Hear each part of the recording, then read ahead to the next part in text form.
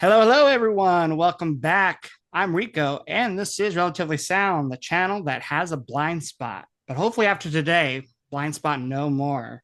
Today, I am joined by a friend of the podcast, Chris Antonucci. Chris, how you doing today? Hey, thanks for having me again. I am doing well. How are you? Not too bad. This has been an episode in the making. Yeah. And not just this episode, but for any hardcore Bruce fans, this topic we're going to be talking about today has been highly anticipated for like what decades now. So, Well, maybe not for the show, but well, yeah, not for the but show, this but release for just sure. for fans, yeah. Yeah. Um, I think we when this was announced, I think we basically said we're gonna do an yeah, episode. we got to do an episode. And if you don't already know what we're talking about today, we're going to be talking about the latest release from Bruce Springsteen, and that's going to be tracks to the Lost albums. And, if you're a big Bruce fan, you probably already know that this is a sequel to his previously released Tracks box set that was released in 1998. And, Chris, you're the expert here. You're the Bruce, the bigger fan. You're the one who got me into Bruce. You've been listening to him longer. And so, when you helped me become a fan, when I got into Bruce, it took me a while before I even got to tracks because there's Yeah. just so many albums to begin with. And then I'm like, oh, there's like four more discs worth of like unreleased songs. Like that's crazy. Like I thought Pearl Jam was crazy for Lost Dogs having two discs of unreleased songs. It's like, no, this is a whole box set. Now that one was kind of interesting because that one was just kind of a loose bag of songs, right? There was really no like um themes, like it was just a compilation album, right? Where Essentially, yeah. yeah, like a lot of songs people have been wanting to hear for a long time, some b-sides, right? And I don't necessarily remember if it's like in chronological order. I kind of think it is for the most part, but again, it's just kind of like tracks that were left off the albums. Where what we're talking about today, tracks two, it's essentially seven albums that he started working on from as early as 1983 to as late as 2018 that were shelved for one reason or another. And as we get into it, you'll see some of these are maybe not like really cohesive albums in the sense that like they were fully intended for like here's a track list order. He had like a working title, but some of these were like some of these had artwork, had a working title, had a working track list.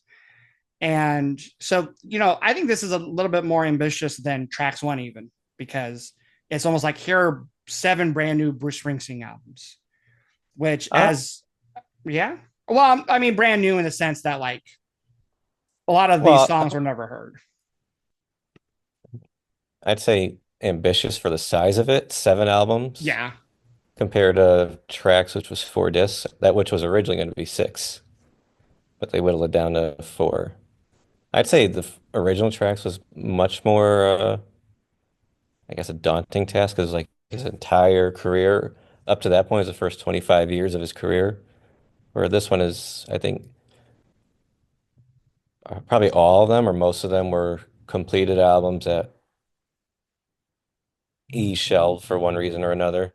Well, you want to just jump into this? We want to Let's start do it. with the first one. So, the first album in this set is LA Garage Sessions 83.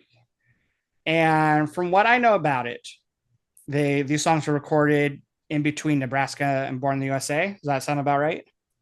Yeah, so this album Mm-hmm. he's Album. or I saw he did the demos for Nebraska, what was gonna be the follow-up to The River. And when they started recording, some songs were full band, some lost their magic. And he realized that the demo should be as is, which ended up being the 10 songs that were on Nebraska. So they did a bunch for the band.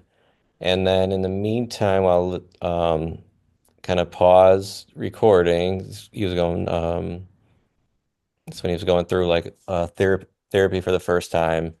So he had bought a house and moved out to LA So then he just started like writing and recording, got like a home studio built.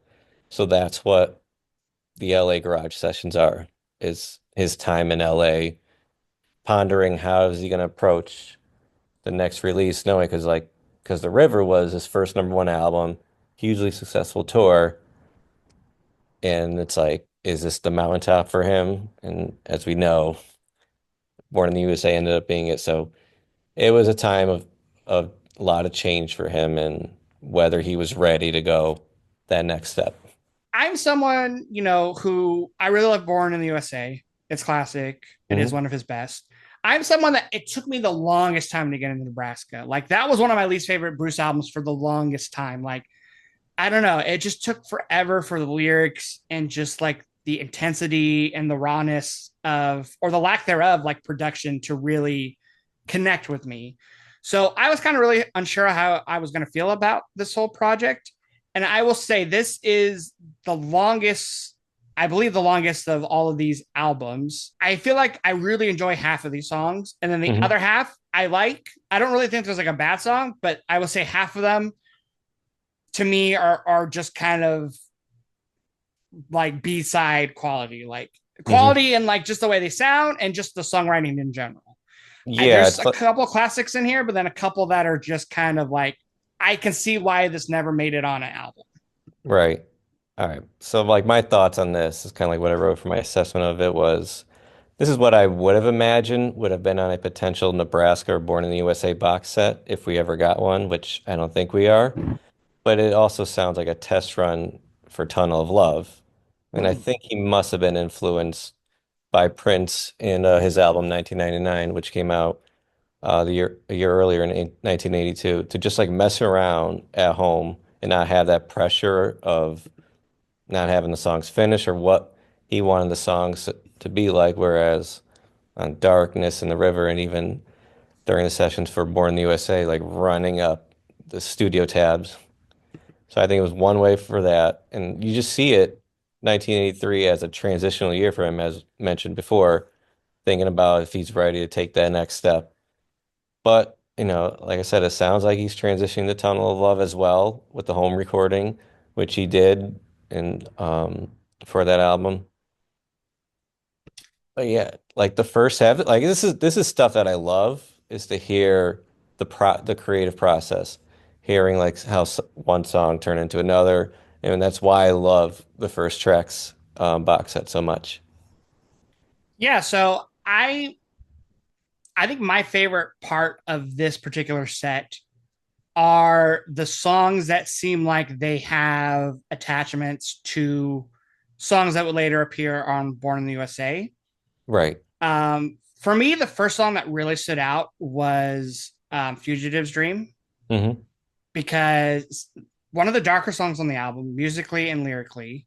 Yeah. Because like a lot of these first songs on the album, like they're good, but they feel a little lightweight. They're just kind of like fun songs, like Johnny, Bye Bye, Little Girl Like You, Don't Back Down on Our Love. Again, fun songs, but they don't hold a lot of weight for me. Where Fugitive Dream to me has that Nebraska, Born in the USA songwriting with the lyrics. We get a Yeah. couple lines that you'll later hear in Downbound Train, which is possibly my favorite song from Born in the USA. Oh, what was it? I must have like Oh yeah, missed. let me pull this up. In Fugitive Dreams, his character name is Joe. He Hmm. sings, "At night I lie awake in my wife's arms. She sighed, Joe, are you all right?" Um, Oh, but okay. then we get to the next song on the album, Black Mountain Ballad, Hmm. and there is a line in there. All she said was, "I'm sorry, Joe, but I gotta go. We had it once, but we ain't got it anymore." Oh, okay. I So missed that that. one is a legit just a line that Yeah. he would later use in Downbound Train. And then Unsatisfied Heart, again, not like a word for word, but in that A lot of it, song, yeah. we get the same lyric with "At night I lie awake in my wife's arms, she sighs, Joe, are you all right?" So it's like this like kind of character that he just kind of kept returning, and it didn't seem like he got it right until Downbound Train. So that to me was one of Yeah, my favorite but moments. I think Downbound Train was part of that first set of songs with the Nebraska stuff, I Nebraska. remember. Yeah. I will say too, Country Hmm. Fair, even though I know I've heard it before because I Yeah. know it was on the Essential disc that I know you let me at one time. It's just not one that was ever in my regular rotation. Yeah. For some reason, when I heard it on this set, it blew me away. I'm like, this is a fantastic song. It's like so like kind of just carefree. It's gentle, but it has more of a like I don't know. A lot of these songs, like you mentioned, it's just like him kind of sounding like a demo. Like there's a lot of reverb on his voice. Yeah. A lot of these songs A have like a drum machine. nighttime vibe to it with like the background, like I think it was like cricket sounds or Yeah, something. that's what starts County Yeah, Fair. And but that one just I don't know, like the lyrics, like it's just it has like this nostalgia vibe to it that it does. I don't know, it's just it hits me in all the right spots. And then I think one of the other more interesting one is the Klansman. I know some people online were like, I'm shocked he's finally releasing this one because of the subject matter in the song. And it's like, no, Yeah. like this is the perfect time to release a song like that. Like, show how little times have actually changed, you know? And did you notice? I don't know if it was me, but it seemed like he used some of the same musical elements in both the Fugitive Dream and the Klansman, particularly like that synthesizer line, Yeah, no, I definitely that, heard that. Yeah. that dark like synthesizer. Which is really fitting because for me, those are the two darkest songs on this LA sessions, like Klansman Yeah, and the Fugitive's Dream. because you could see him like still in that Nebraska style, but also kind of going back to the river style as well. Yeah. So I don't which know. of these do you think would have been like East Street Band songs? Hmm. Well, that's a good question. I mean, some of actually the ones that I don't like as much, I feel like could be like the first half of this album, like Hmm. Dope Back Down in Our Love, Little Girl Like Definitely. You, like those ones. Obviously, like Shut Out the Lights has that E Street band feel. Um, I know there's like a ton of different versions of Unsatisfied Heart Yep. on YouTube that are way different than this version. And I think if you picked one of those better versions, that could have been something that could have sounded like a Born in the USA song. Hmm. And I would have loved like a more full band sound for County Fair because just that song lyrically and musically, I just love. Yeah. Were there any That's ones that you think were like should have been on a E Street Band album? like you definitely mentioned those Don't Back Down or Love, Unsatisfied Heart. I feel like One Love could have also been um That's one of an my East other Street Band. favorites. It also had the makings of a very 1983-84 song, so Yeah, what but else? that one is One Love. I really like that one. Just has a really interesting like chord progression for him. Yeah. Like it's that one to me was like one of the other most surprising ones from this album. Any complaints I have on any of these songs or any of these albums, I'm so glad we got these. I rather have Yeah. for unreleased stuff, I rather have it all than nothing. Now, when it comes to like a full on album, yeah, quantity over or no, other way around, quality Quality over of quantity, right? But yeah. here it's like just give us everything you have. Like we're desperate to hear it. I feel like I mentioned, I feel like this would have been on a box set that we didn't get. And besides everything else I said, I feel like Fugitive's Dream, Jim Dare, and the Klansman could have been on Nebraska. Now, this next album, Hmm.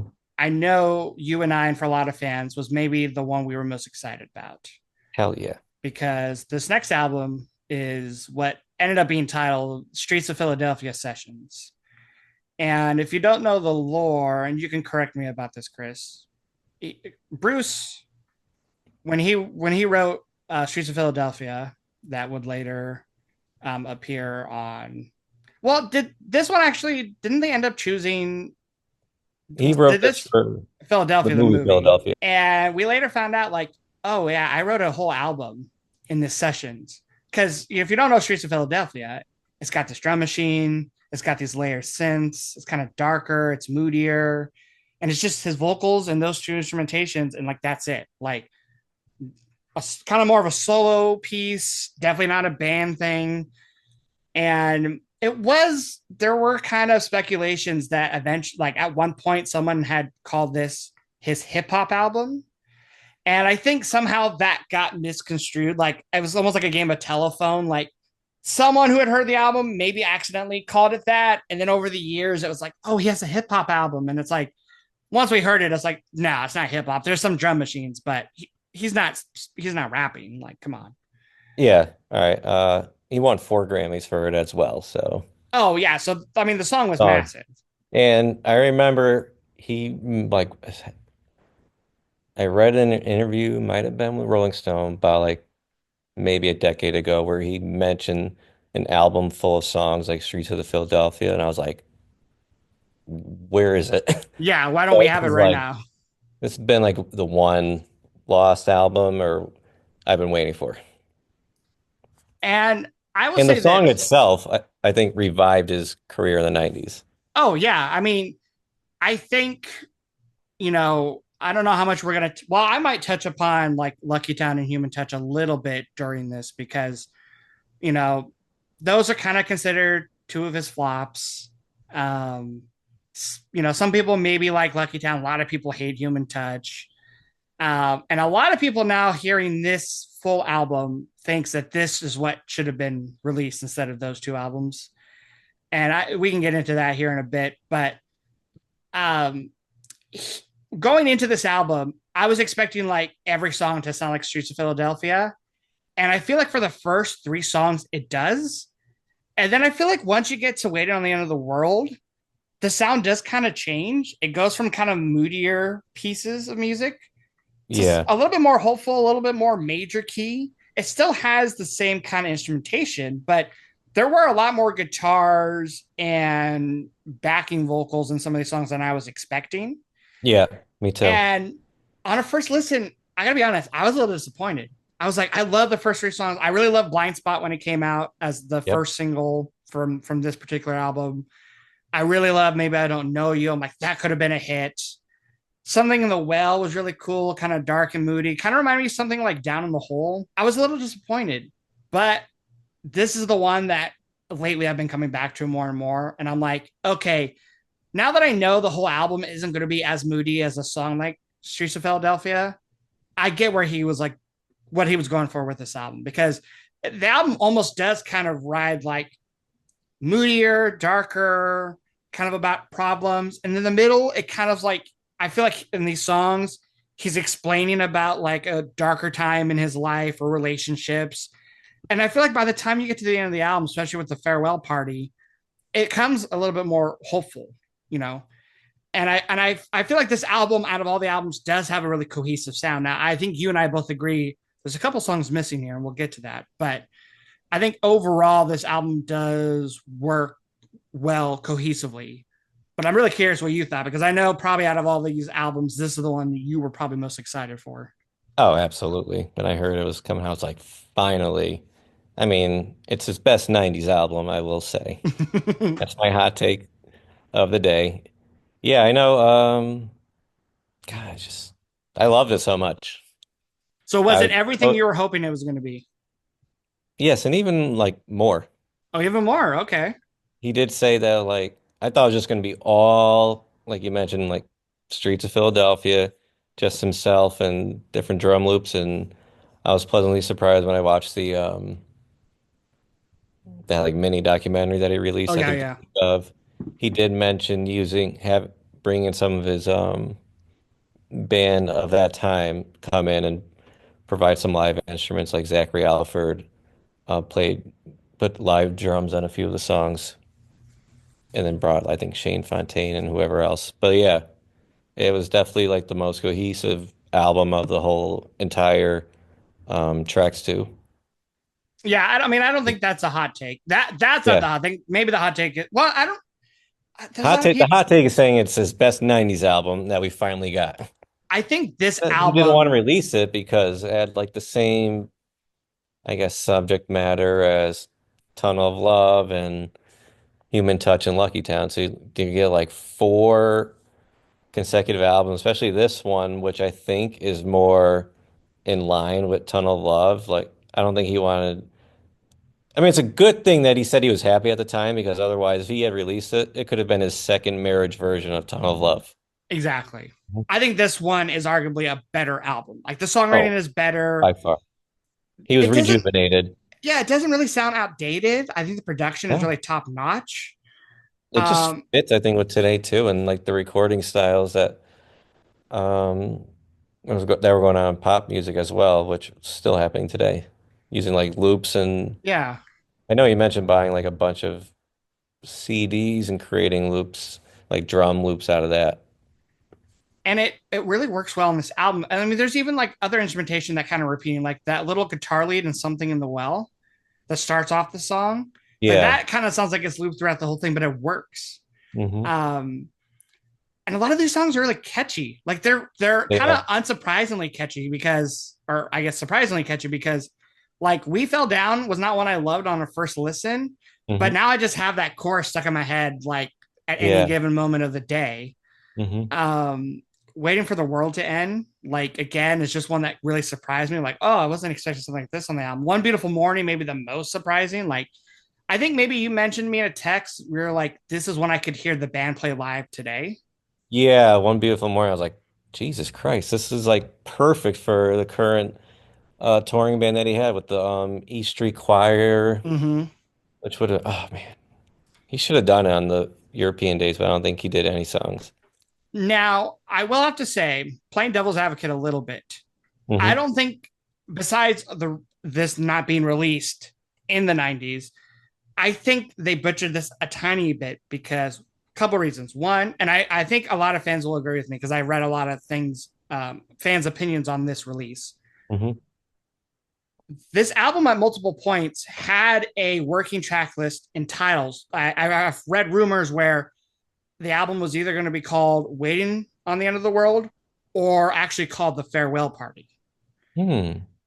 There's also a track list that included other songs that aren't released here, one being Missing, which we Yeah, was released on that Essentials, right? Was it on that? it was. I think it was from a An EP? soundtrack. Or I think yeah, something like that. it was on a soundtrack first in the 90s, which definitely sounds like it was recorded during these sessions. There was also a song that's never been released called Father's Day, Ooh. a version of Back in Your Arms from the session, I think I heard that something about that. and I guess the original version of Nothing Man, which would later be released on The Rising. That makes sense. I did hear that one was written in 94, so it's So possible. those aren't on here. For me, the biggest thing is Missing because Missing again has that. Now it's more intense than these songs. Like Yeah. now that I've heard this album, I'm like maybe Missing is a little much for this album, but Missing does kind of hit that blind spot, that Something in the Well kind of sound. Um, you have Secret Garden on here, which obviously was kind of another That decent was a hit big for him. surprise. Um, I was like, okay, well, that makes sense. But I was like surprised, like, oh, okay. but then it's surprising that Streets of Philadelphia isn't on here. And I know some people might say, well, it's already been released on multiple things, the greatest hits, the soundtrack. It's already had its time in the spotlight, right? Hmm. But you called this album, first of all, you didn't give it a proper album name. You just called it Streets of Philadelphia Sessions, and Yeah. then don't even include the song. So I don't know what they were kind of what Bruce was thinking. To me, is this is one I could put on anytime, Oh, absolutely. It's the one I've listened to the most. which I'm not surprised. I knew like I'm like, there's Yeah. no way Chris is not going to eat this album up. Oh, God, I was eating it for breakfast, lunch, and dinner. Once I uh, got to it after giving LA yeah, Garage LA lessons. one, that one had to sit with me a while because I'm like, wow, there's so many songs here. Some of them really sound the same, but then some of them are like very different than what I was expecting. Now we do have to talk about the next album. I don't know how excited you are, but I know you're nowhere going to be as excited for this next one as Streets of Philadelphia Sessions. But this next album we have in this set is Faithless. It was Yep. recorded between 2005 2006. Now we don't know a lot about this album. We basically know that this album was recorded for what was said to be a spiritual Western film that was never fully written or produced. And there's rumors it was going to be a Scorsese film. And I know he's your guy, Ooh, I but don't know. um, we don't have like any, like Bruce never said, oh, it was for this album or it was for this movie from this director. We never got that. Right. But even if you just look at the track list, you know right away this is not a typical Springsteen album because first of all, there's four instrumentals on this album. Are there? Well, because I believe the last song, "My Master's Hand," is just a reprise of. Oh, right. I can't remember that one. It might have lyrics, but if it is, it's just lyrics from "My Master's Hand." But there's at least three instrumentals on this album, Oh, yeah, for sure. and this one's like, to me, this is the most interesting one out of all the releases. Hmm. I won't say it's my favorite by far. I won't say yet if it's my least favorite, but this one's weird. So it's there's times where it kind of gives me vibes of Devils and Dust. Yep, I noted that in my notes I too. mean, Faithless, like the music, the acoustic guitar literally sounds like the closing track on Devils and Dust, which is escaping me. Metamora Spanks, right? Right. It, I mean, that song sounded better in the context of the whole album than it did, by yeah. itself. But like this one's like weird. So you start off with an instrumental. You get the Which I kind. Oh, that was I enjoyed that one, The Desert, because it perfectly set the mood. It's like, oh, okay. Bruce could also be like a film composer as well I with agree with you that. there. Yeah, you kind of get the more kind of playful. Where are you going? Where are you from? Which again, when you listen to it, it doesn't like stand out as a Bruce song, right? Like it has Bruce elements, but it's also kind of unique and like I don't know, like it also kind of reminds me a little bit of where he was at with Western Stars too. Maybe because that's the other album that's like kind of that Western sound, you know? I thought there was more of a connection to Devils and Dust, especially on where you go and where you're from. Okay. I felt like the guitar work is it was the guitar work that made me think of that album. And then the title track, which was one of the release singles from this one, like Yeah. you said, sounds better in the context of the album. Hmm. I think kind of where you start really getting the lyrical themes of religion, but it's not like hit you over the head religion. I mean, like even just the title of the song, Faithless, like Yeah. it sounds like he's singing about a character or a group of people who are going through something, right? Yep. And then that's really hitting the head with the next song, All God's Children, which you just read the title, you're like, okay, this is gonna maybe like a gospel song. Oh, it's definitely the most like what's the word? Like not up, Character one? Like he's got a character if I remember. yeah, but it's got this kind of like gritty feel. His singing like Yeah. really like over the top, like almost like he's like a preacher. Hmm. I like it for what it is. I don't know if I'm ever gonna like listen to it outside of the context of the album. It works well on the album. Right. I mean, I said like when I heard it, I pictured it like being played in like an old church or a saloon in the movie Yeah, that was made. there's a couple more instrumentals on the album. I Hmm. do like the instrumentals. I do think the out of the three, the desert's probably the best one. Yeah. Um, but then there's some songs in here that like it just don't really do a lot for me. God Sent You to me is just kind of a really slow ballad, Yeah. but not one that really interests me too much. Hmm. I did like My Master's Hand, and I did like how there's kind of like a reprise at the end of the album. Yeah. That one to me had like the most interesting kind of like story, and I Hmm. think maybe his best vocals on the album. But then like Let Me Ride, another song that like right now I couldn't really hum it to you if I wanted to, and I know I've heard this song plenty of times within the last 3 months. Yeah. So I don't know. As an album, it's hard because I feel like this would be I'd be able to appreciate it more if there was a movie, if the Right. songs were used in a film, and this was just merely like a soundtrack. Like Yeah. I this mean, needs to like, be like put with a book or even like a comic book or something. Like without that, it just feels like I'm missing something with this album. oh, absolutely. I mean, for Let Me Ride It, when I heard it, I thought of Ennio Morricone as an influence who did a lot of those spaghetti westerns in the 60s with Okay, okay. Sergio Leone.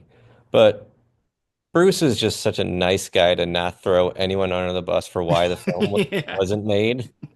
If we are slightly comparing it to Devils and Dust, to me, it's got nothing on Devils and Dust because Devils and Oh Dust no, not at all. like has songs that are meant to like be catchy, meant to have like a really strong verse and chorus, right? It's got more full band production on it, right? And that's Uh, another album that was had some older songs from the 90s as well. True, yeah. But I think he probably re-recorded. And this one, like, I don't know. There's a lot of discussion and debate about how much overdubs was done for any of these songs and any of these albums. We know Bruce likes to kind of retouch songs, you know. Oh yeah, they'll be mentioned later. But But this one I kind of felt like sounds like 2005, does it not? oh it has that how do I say it has like that loudness feel to it that Mm-hmm. Devils and Dust has. Especially like an all God's children. Yeah, Like that one, I was like, I gotta crank this down. Like this is a lot, especially for the type of song that it is. right. Hearing the choir on some of these songs makes me wonder if that's what inspired him to include the backing singers for the E Street Choir that he Mm, that began in 2009. I also felt like the gospel influence on the album. I wonder if that song Heaven's Wall and High Hopes maybe came from these sessions. So I know okay. he talked about an unreleased gospel album. So was it this? Was it Oh, that one song on Wrecking Ball, Rocky Ground. That one really has a gospel, you know. That oh one also maybe. has like a hip hop feel, but that one also has like the kind of the choir that comes in. Yeah, that one just might have been like during those sessions, which we're gonna end up getting to eventually. Yeah, So I wonder, like, do you think had the movie and this um soundtrack came out, do you think he would have gotten more offers to do film scores? I think so. I mean, between this and like when I listen to something like Western Stars, that Yeah. to me also feels like it could have been a soundtrack. Oh, definitely. Again, that one has I feel like more standout songs and more storytelling that like he created. Where Hmm. this one definitely, I mean, just the fact that we have those instrumentals, you know, songs that are just over a minute long, like it. This one, I think it could have gotten him more work in soundtracks because you don't think I wouldn't think of Bruce as someone that could do that up until this album. Exactly. He showed like, okay, give a song for an album, but A and it's whole soundtrack, for yeah. soundtrack, yeah. I can't remember. Did he say if it was based on a book or not? I don't know. The only thing I Remember? have here in front of me, it was a soundtrack for a spiritual Western film, but Right. it wouldn't surprise me if it was based on a book. Oh, Hollywood. I know. But I enjoy this for what it is, Right. but it's it's to me it's really interesting, but like sonically it's not one that I probably go to time and time again. No. But it is interesting. But the I mean, next one, oh, this next one. So this next album, Somewhere North of Nashville, was recorded in 1995 alongside the Ghost of Tom Joad. just quoting Bruce saying, those sessions completely overlap each other. I'm singing Repo Man in the afternoon in the line at night. So it was in the daytime and then Ghost of Which Tom Joad at night. makes sense Makes sense. because Ghost of Tom Joad is darker. That's more of a nighttime album, where this one Oh, is like these songs are fun. yeah. And you know, I'm just gonna get the cat out of the bag now. This is one of my favorite like releases of these seven albums. Like, I don't know. I'll say this: I don't know if this would have done anything for him had he released it either alongside Ghost of Tom Joad in 1995, Five. or even if he released it like a year or two later. I don't know because like I feel like some of these songs back then people would have just written off like, okay, he's got like three songs that are kind of the same: Repo Man, Detail Man, Delivery Man. Like, Yeah, like that was a weird trend, I guess, or whatever. You just had like songs named Man. yeah, it's almost like these trilogy, and I actually really like two of them a lot, but Yeah.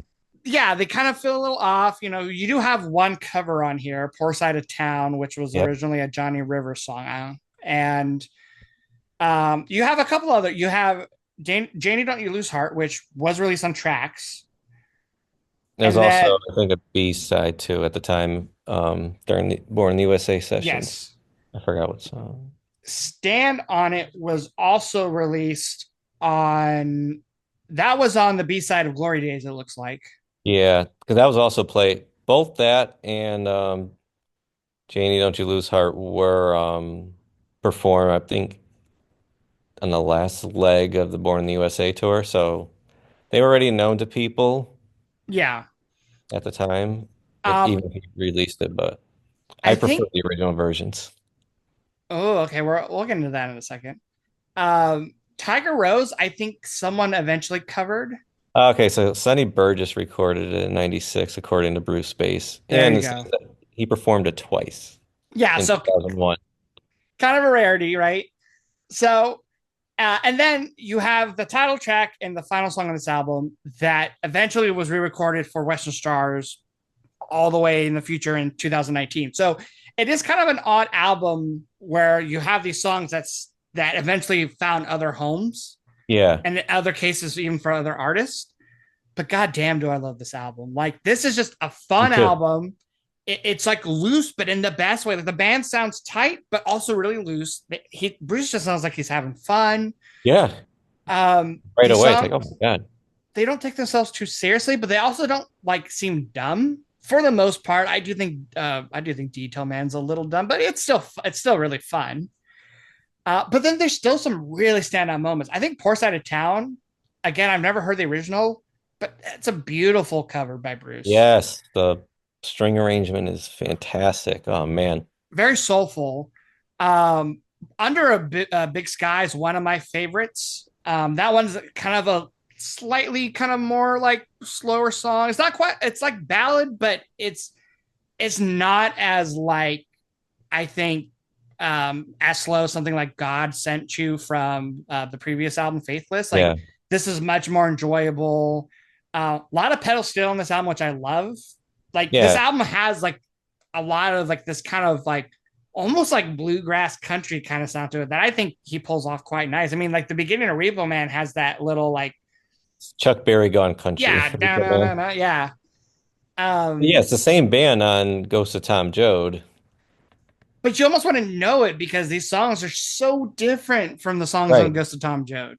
Yeah, Under a Big Sky, that's a highlight of the album for me, which I'm surprised he never thought to re-record it with the E Street Band. I know. And something I noticed, and I don't think it was like intentional, but there Yep. is a line in that song where he says something about how the joke's on him, which just reminds me of Dancing in the Dark.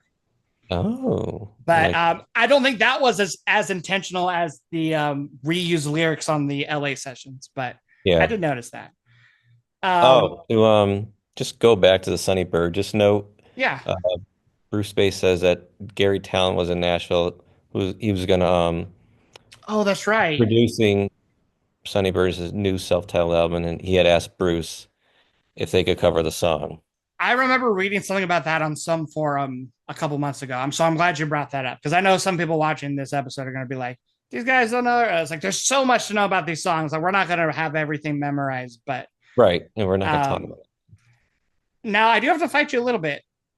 I've always loved Janie Don't You Lose Heart. One of my favorites from Tracks. it. I think this is the definitive version. I love it.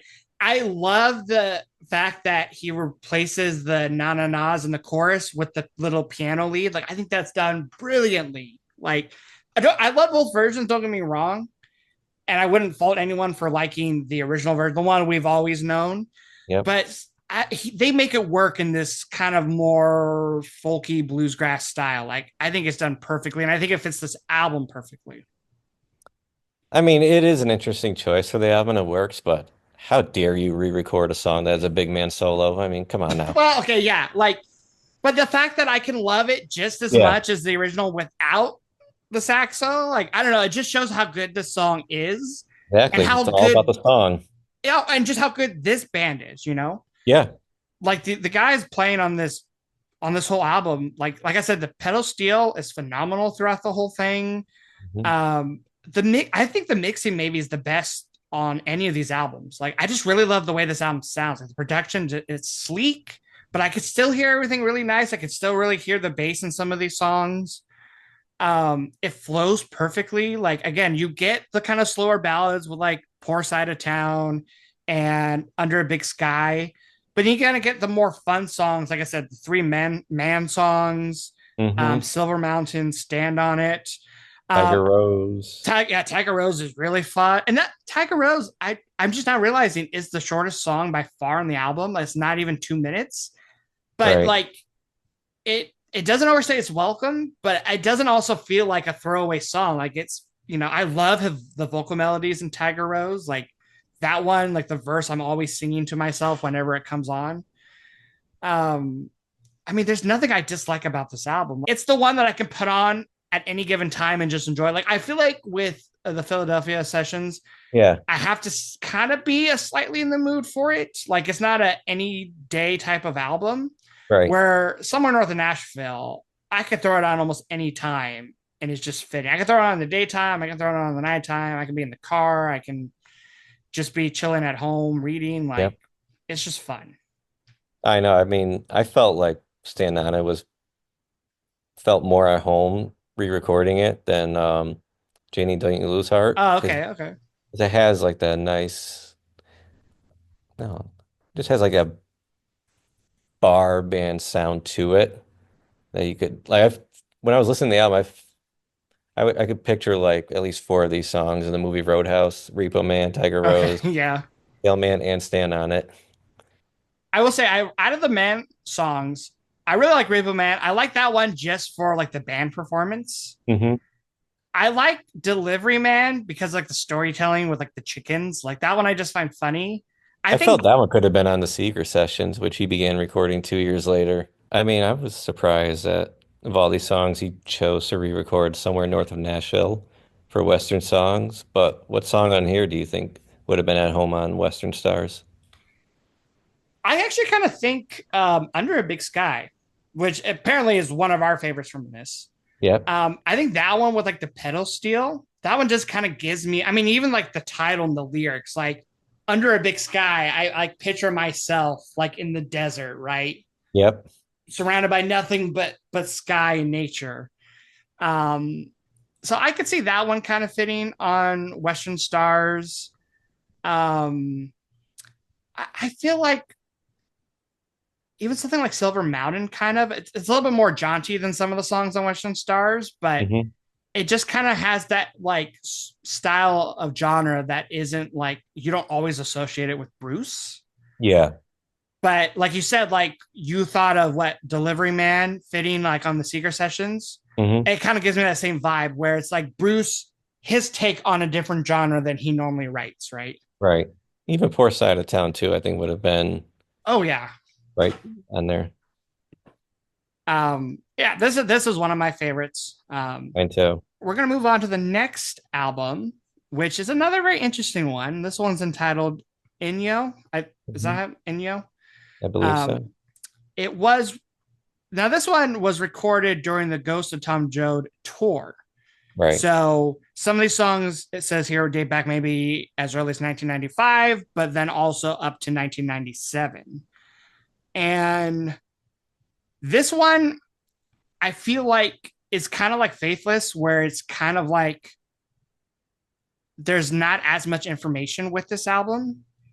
Right. And I know some people have like kind of attributed this album to Ghost of Tom Joad, where he's singing songs about maybe a particular culture or a certain characters. Yeah, he had mentioned, I think it might have been in the in interviews and in that Documentary that any came out with documentary this. thing. Yeah, with the like workers that he had at his house and farm, they would tell him stories of um like stories from Mexico, other times in Mexico, and he invited like the family members and bands, and I think that's how this album came to be, was like recorded with them. So that's why it's very similar, a lot of it, to the themes on Ghost of Tom Joad. This one just has the like music that kind of fits the lyrics more than Ghost of Tom Joad. Oh, absolutely. Like Ghost of Tom Joad definitely has some sections, like in some synths, where it's like this is very 90s. Yeah. This doesn't have it at all. Now, I don't know how much of this was redone, like I know these songs were recorded during the Ghost of Tom Joad tour, Hmm. but certain like vocal performances I feel like is more modern day Bruce. Again, I don't know how much of I that is true or me making it up.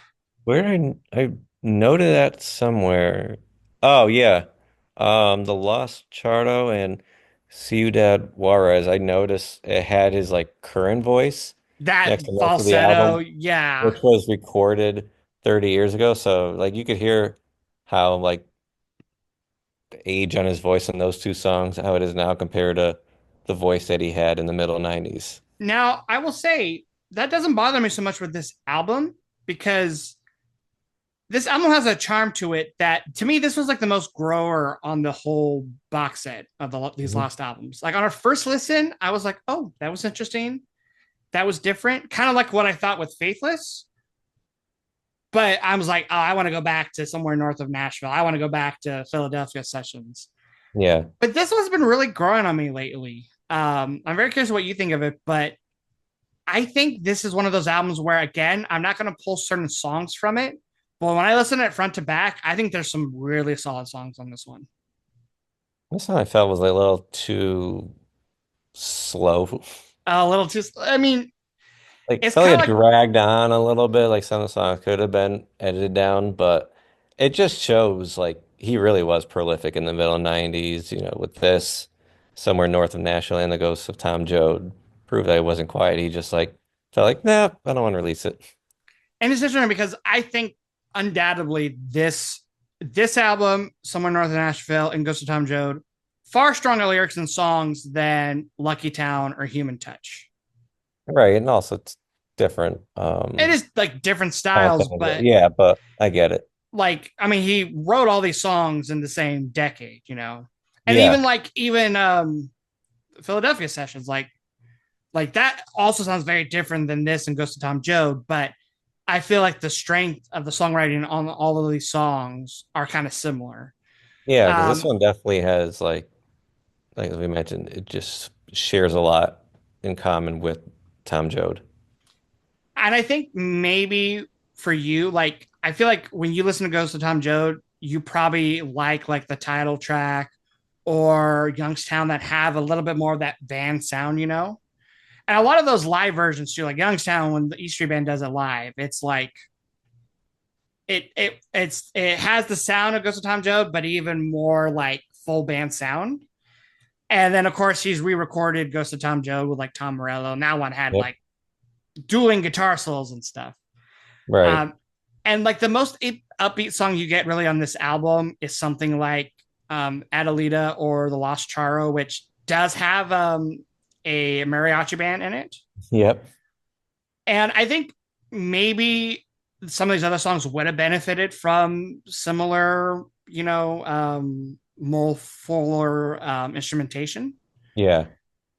I do think kind of the middle of this album, I will kind of agree with you. Like Our Lady of Monroe and El Jardino. I'm Mexican. I should be able to pronounce these song titles, but I can't. Ah, man. I know. But yeah, the Death of Ramona and Our Lady of Monroe to me, especially Death of Ramona, which is over 5 minutes long, like those two kind of go on a bit. Right. I will say the final three songs really grew on me, even just over this last couple weeks. One False Move to me is kind of a mix between something from Ghost of Tom Joad, but even something like from Devils and Dust. Dude, we're like all like pretty much on the same point with that one because I was wondering if it's related to Straight Time from Tom Okay, Joad because of yeah. the line on the streets of South Texas. I made my straight time. Yeah, like that one to me too is just more like memorable, like the melody and the chord progression, like you know, has more of those Ghost of Tom Joad songs. Like, because I think there's some songs of Ghost of Tom Joad that I do think are a little lackluster that I don't. But like for me, something like Highway 29, the storytelling, the little melodies he returns to, the synths, like that makes me want to like return to that song time and time again. And I feel like One False Move is going to be that song where I'm going to want to keep returning to. Yeah, I think the closing track when I build my beautiful house is kind of moving. It's more gentle, but it's such a nice way to wrap up the album. right. One thing that it took me a while to like kind of realize on this album, there's some lyrics that like, yeah, he's telling like stories of different cultures. And like you said, there's like really heavy imagery of like Mexico on this album.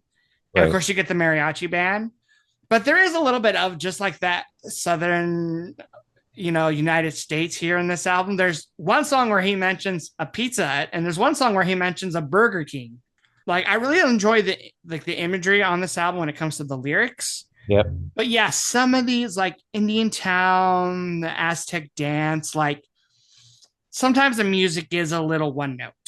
Right. That's why it's like Tom Joad is a mood album for me. I got to be in the mood, and then if I when I listen to it, I have to like follow along with the lyrics, and I feel like with this one too.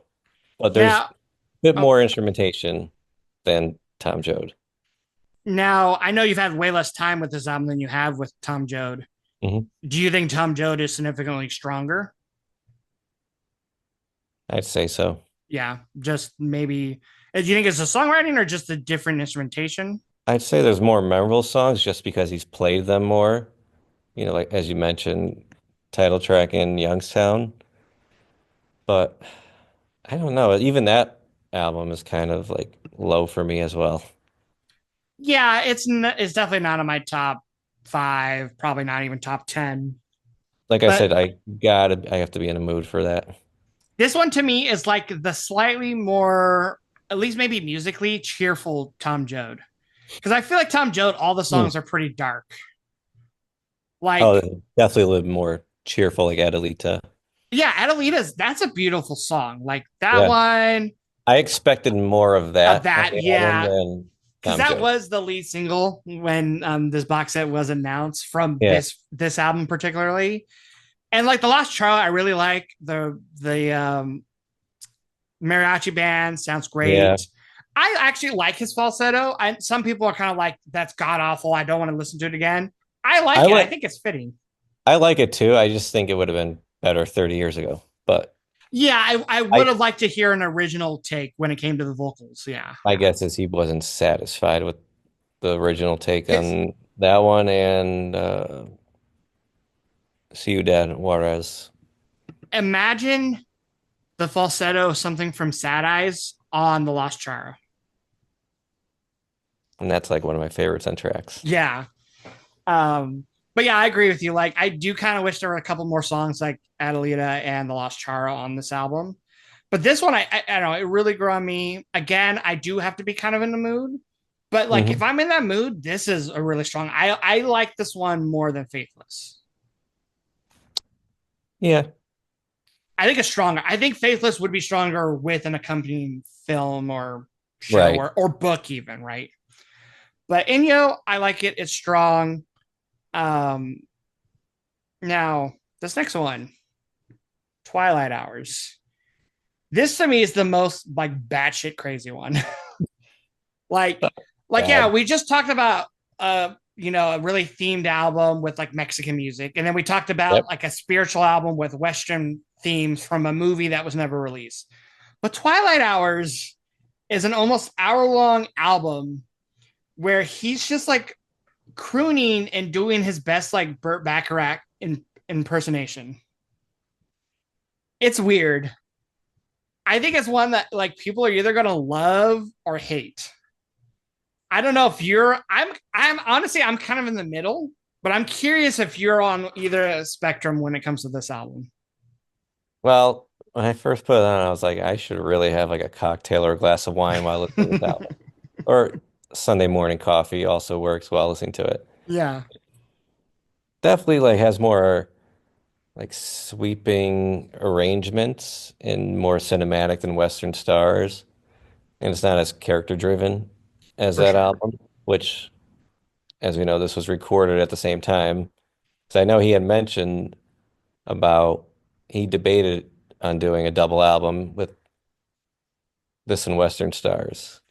Yeah, because it's interesting because it says it was originally recorded actually 2010 to 2011, but then he like returned to it during 2017 and 18 for the Western Star sessions. Right, because I think musically it would have worked as a double album, but it's actually amazing that it was written and recorded at the same time as Wrecking Ball and Western Stars because Easy Money off Wrecking Ball is what he had written it during the writing of this, and then that led that took him towards Wrecking Ball, so he went in that direction. And I know he had hinted at um, Western Stars for quite a few years.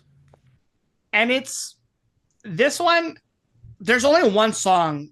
There's like one song on here that I think would work amazing on Western Stars. And there's one song that I think could actually maybe take the place of a one of my least favorites on Western Stars. But other than that one song, I do feel like this one, even though maybe genre wise it's kind of similar to Western Stars, I think it's its own thing. Like I think as a double album, it would be cool, but I don't think you could interlace the songs from both albums into like each other. Like, I don't think I could listen to like something like Dinner at Eight next to like what like a Moonlight Motel from Yeah. Western Stars, or like I don't think I could listen to I'll Stand by You and then listen to like the title track from Western Stars. Like Hmm. they're very different. To me, this album it has two songs that doesn't fit the vibe. Hmm. "I'll Stand by You," I believe, was recorded for the The Harry Harry Potter Potter song. soundtrack. Oh yeah, that one was like, what the fuck is this doing on here? I Because mean, well, it changed the sudden change in voice was just like Inyo. It it just it's the odd song on this album, which I feel like Poor Side of Town on somewhere north of Nashville would have made more sense on here than I'll Stand By You. yeah, because from what I read, when they were making the first Harry Potter film, Yeah, which they weren't sure if they were gonna like have like songs on the album, like with like full lyrics and whatnot. And eventually John Williams was given the task, right? And that makes sense. Like John Williams, like I mean, he's the GOAT, right? master, yep.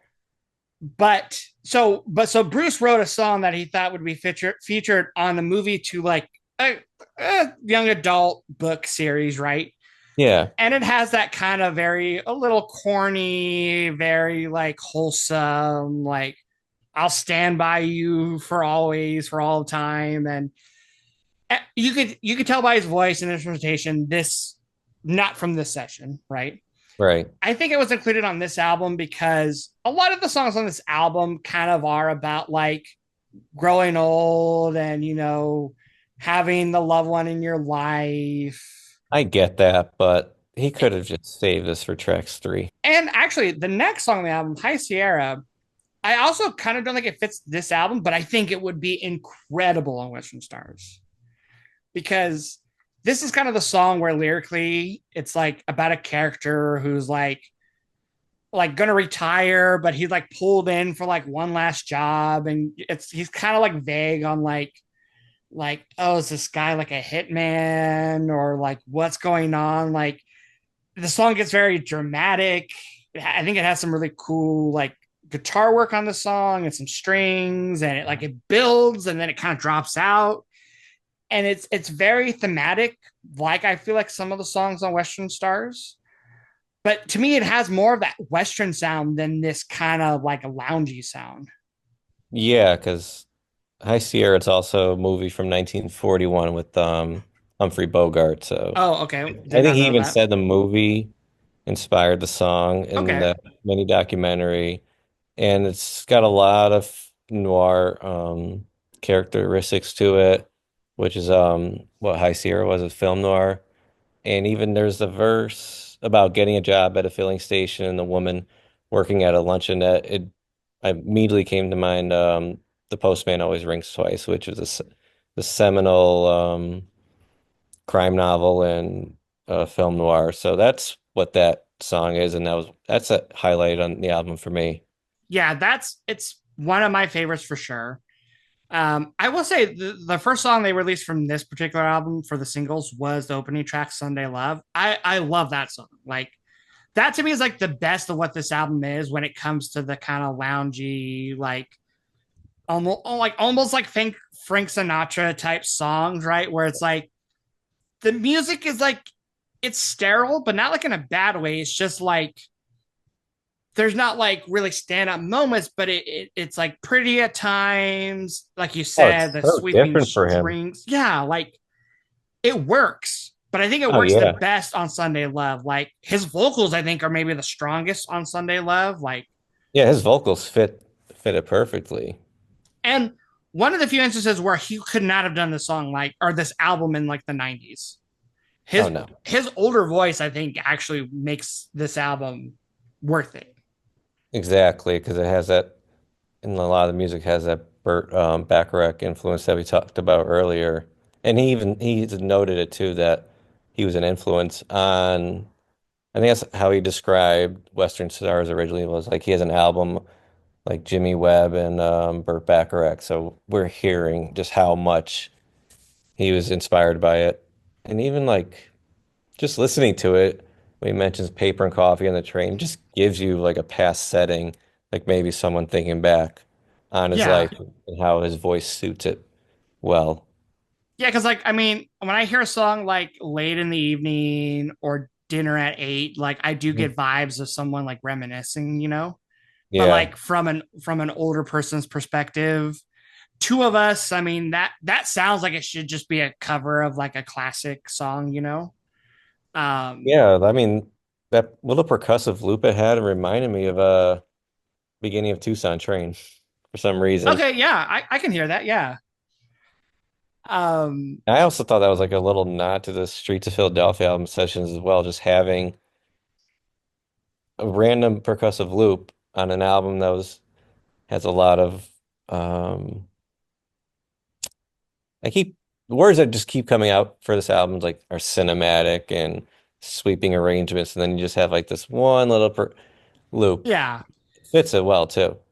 Yeah, and it is. I mean, like I said, even though I think High Sierra would fit better on Western Stars, like that moment in Two of Us and High Sierra, like they are kind of nice breaks from this album where it's like Mhm. we have something else going on. Because like for me, the kind of lonely album is kind of more like between songs 4, 5, and 6. I enjoyed Lonely Town. I thought Oh, so that was one you really liked.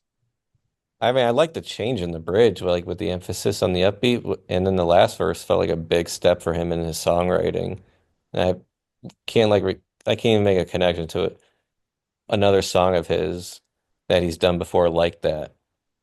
And even Yeah, the chords on the song are like a huge departure for him. I think for me it just took me a while to get there, Yeah. but I mean, I do enjoy it. I think it's just like especially because the previous track, Two of Us, is also another 5. I think the problem with this album, some of these songs are just a little long. But Um, yeah, I get it. I do though like some of the songs at the end that are kind of a little bit more like fun and upbeat, like Sunliner. Mhm. Like that kind of gave me some vibes of like Glenn Campbell a little bit, which Okay. I enjoyed. I that one reminded me of Sleepy Joe's Cafe, but better. Yeah, I know. Everyone that I've seen online say like, why did he choose Sleepy Joe's Cafe over like High Sierra? And I kind of get it. Um, I, Sunliner is like a better version of that song. I thought that could have also been on somewhere north of Nashville. Yeah, that one, and even like Follow the Sun too. Mm. Because like was Follow that's like one that had almost like kind of like a Casanova beat to me. Yeah, the trumpet. I felt like the song was influenced by Herb Alpert, Okay, yeah, like which like there's the trumpet moments is a big giveaway. there's moments on this album that I think are fun. Some people online have said like Dinner at Eight's really corny, but I don't know. I think that one's again like very charming. The parts that are cohesive are almost like too cohesive, like they sound too alike. Hmm. So then, like when you get those kind of standout moments, like Two of Us or High Sierra, or for you, like Lonely Town, like you're glad to have them, but you're like, could these songs have been on a better album? Right. So, like, do you think he could have maybe mixed some of these songs with Western Stars and made an even better version? Because Some songs I did write that I felt could have been on Western Stars, like Sunday Love, Twilight Hours, I think could have been on there. I say even like High Sierra. But yeah, I mean, I love the Western Stars. When he had described it as like more of a character-driven album, I was excited by like being able to experience that on a release. Whereas I mean, I started listening when Working on a Dream came out, so I like, hold that and Wrecking Ball for sentimental reasons, Yeah, and that's for me is Wrecking Ball. I mean, especially you got me Wrecking into Ball. Bruce right into Wrecking Ball when it came out. That's the first time I saw him live, so I felt it was strong and an album that was needed at the time, but others didn't. But Yeah, I guess a case could be made that these could have been a double album, but maybe something like Lonely Town could have been edited down a little bit. because had he released this with Western Stars, I think it would have been too much for most people. And had he released this like a year or two after, people would have been like, "What is Bruce doing now? Like he's giving up on rock, like that Well, music that he's most known for." Like look at the covers album from a few years ago. that's what I'm saying. Like if he had released this after Western Stars, there's no way he could have released the covers album. Like people like I don't know. Like Well, I would take this over the supposedly second volume of covers that he's oh, done. I'll take this over the one he's already released. Yeah, that um, too. yeah, like I like this album. There's a lot to talk about it, but I don't fault the people who are like, "This is my least favorite. I'm not a fan of this genre of music." Like, and like, I'm not someone who listens to a lot of Burt Bacharach. Like Tony is. He's a huge fan of Yeah. Burt Bacharach, but so he might love this album. After we gave him more Bruce albums, he eventually hears this. He might go, "This should have been released." But I mean, I enjoyed it because it's different from yeah, stuff that he's done. we got one last one. Yep. This is the most kind of whatever album in the sense where this is just collections of songs from 1994 to 2011 that just did not make it on albums. This is kind of like the high hopes of this That's box what I set. wrote down too. I was like, oh, it feels like a grab bag, like that one. Well, actually, I want to hear what you think of this overall first before I give any my opinions. I mean, it starts off fantastic with I'm Not Sleep. I'm like, all right, we got like the E Street sound like the early 2000s. Then you get Idiot's Delight, which could be about our current society, but it's a good song for a bar.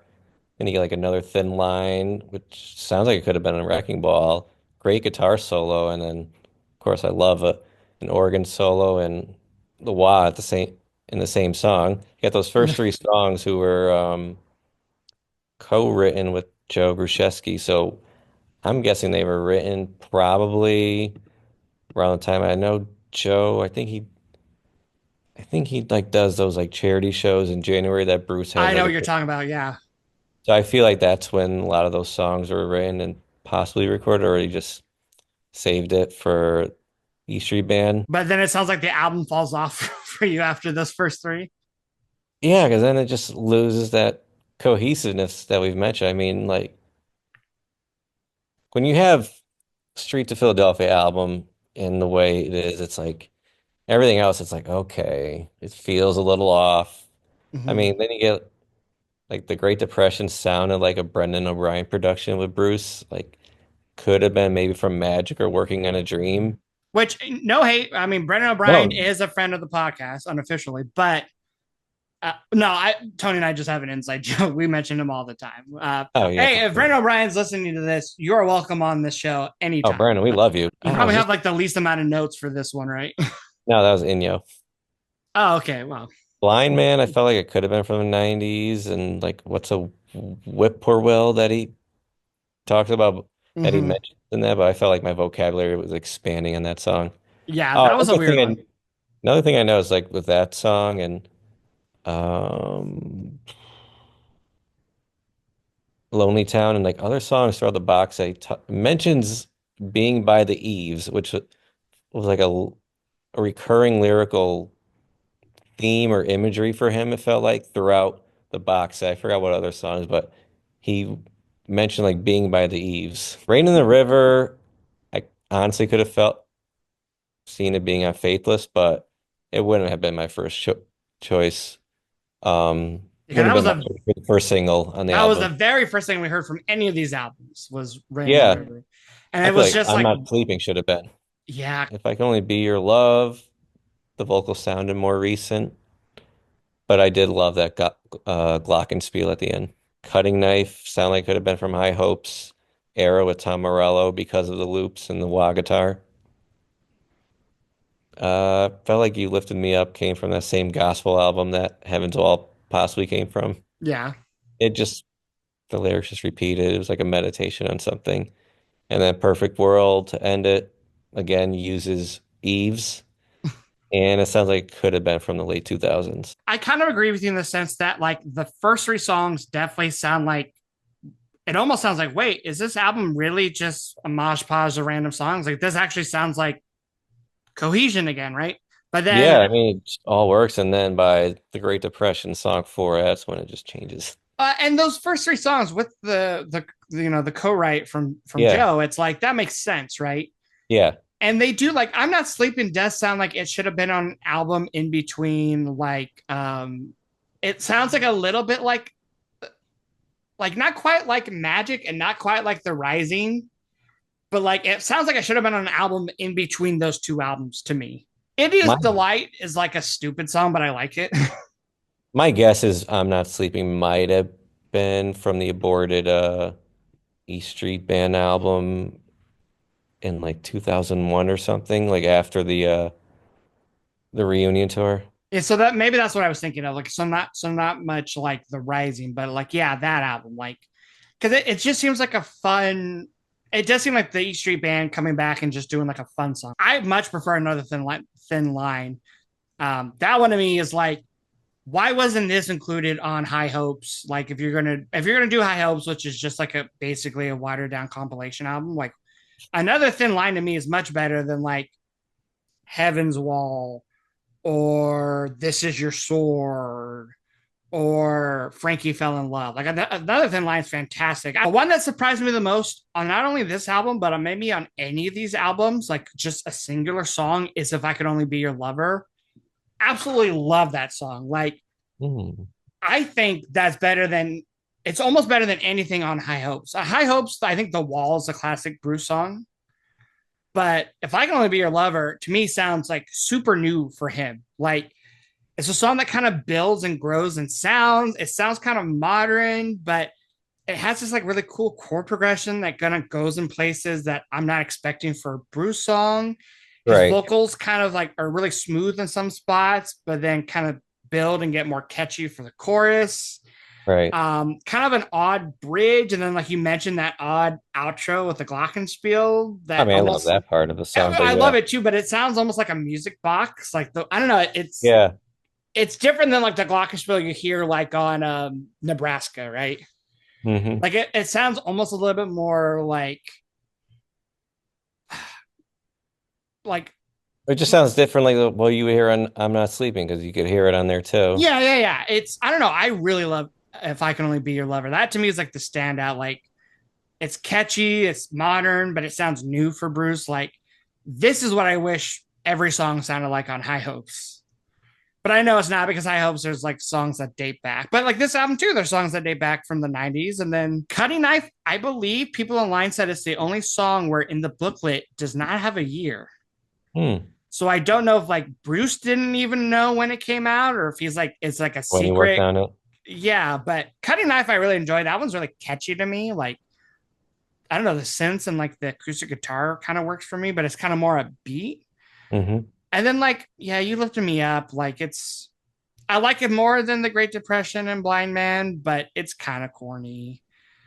Perfect World's kind of corny to me. That one actually, to me, sounded more like late 90s than it did late 2000s, but Oh, okay. maybe just like the writing of it, not necessarily, I guess, the production or the sound. Like that maybe Mhm. does kind of sound like 2000s, but like I wonder if that was written like in more like the 90s or maybe like early 2000s. But yeah, this like Perfect World kind of with the LA sessions are the two ones on here where they don't. I mean, the LA sessions sound like they all should be together, but they do sound like demos. Where these don't sound like demos, but these definitely sound like leftovers on Perfect World. Like these are definitely like there's a reason these aren't on these Wrecking Ball or a High Hopes. At least with High Hopes, do you think there could have been a better version if you mixed the best songs from Perfect World and the best songs from High Hopes? I think High Hopes is already the better album.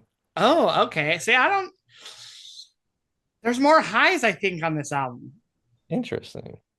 I mean, Or I no, don't, maybe there's less. Maybe I'm saying there's less lows because there's some really lows for me on High Hopes. it just doesn't, how do I say it? I feel like it doesn't lose momentum as much as Perfect World.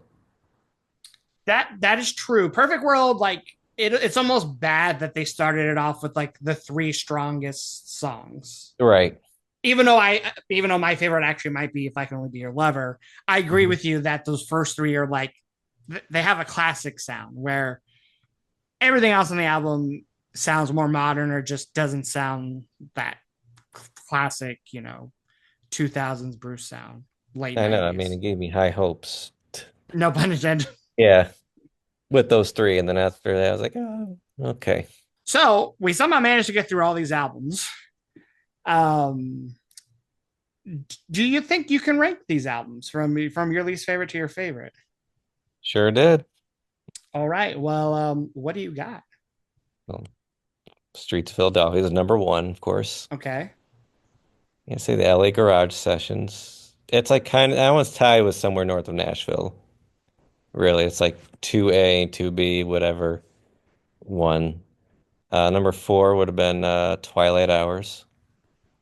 Number five, Perfect World. Six, Inyo, and seven, Faithless. Wow. So okay, we share we share two similar things. Our we both have our the favorites and least favorites together because I would say my favorite is Philadelphia Sessions and my least favorite is Faithless. Um, Number two, I'm going somewhere north of Nashville. I just that to me was like the most pleasant surprise of the whole bunch of albums. Like I think with Repo Man, I thought it was going to be way more corny and over the top than it was, but it hits all the marks perfectly. Yeah, Um, Three, I would go LA Sessions because again, I think it is bloated and there's definitely some songs in there that I don't love as much, but the songs that are strong are undoubtedly strong. right. Um, Four, you know what? I think I'm gonna go Inyo.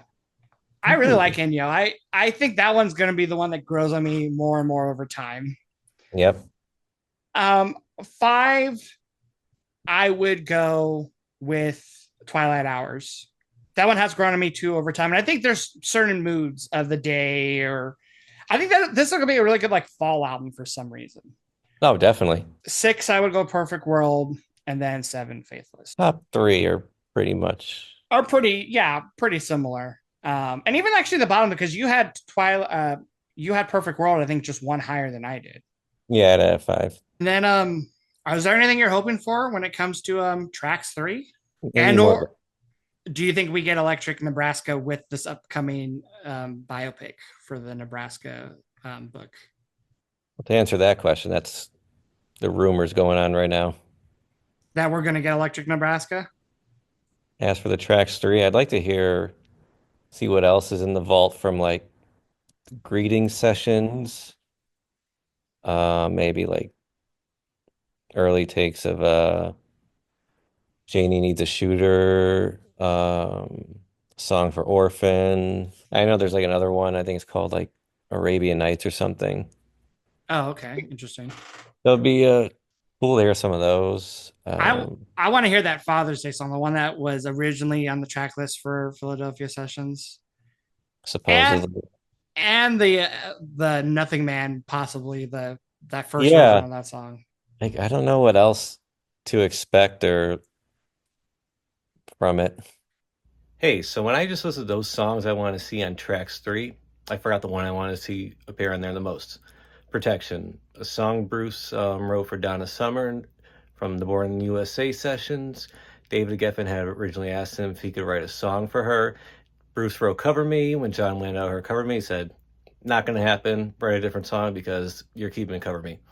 So Bruce wrote Protection, one of the band's hardest rocking songs. So that's definitely the one I want to see the most on track three. I was also going to say 30 Days, B-side to Roll Roll of the Dice from Human Touch, but that's already available on streaming. But maybe Bruce will surprise us and include that as well. Thank you. Yeah, I would definitely like more maybe E Street Band stuff on tracks three. As much as I loved some of these more like kind of solo albums that we got on this tracks two, it'd be Yeah, nice to, like I know we're probably not going to hear much unreleased, Clarence solos, but like one can only dream, right? yeah, Well, I mean, I think we've talked about Bruce a lot today, yes, but this was a much needed episode. I know it's coming out, a little later than some other videos that came out for these lost album sessions, but just like with the album itself, better late than never. So, right. and it was a lot of music to, like, I could not have done a video a week or two after these albums dropped. It's like literally seven albums of songs that I've mostly never heard before. Like, Right. We needed this time. You needed to digest it. exactly. So definitely drop us a comment and let us know what you thought of these seven albums. Do you think any of these should have been released at the time that they were written? Should they have been released over other albums that were released? Let us know what some of your favorite songs from these albums are. And let us know what you're hoping to expect from tracks three. And until then, I think that's all from us. Hopefully, we will be back with a new episode next week. Maybe Tony will be back from his vacation. Who knows?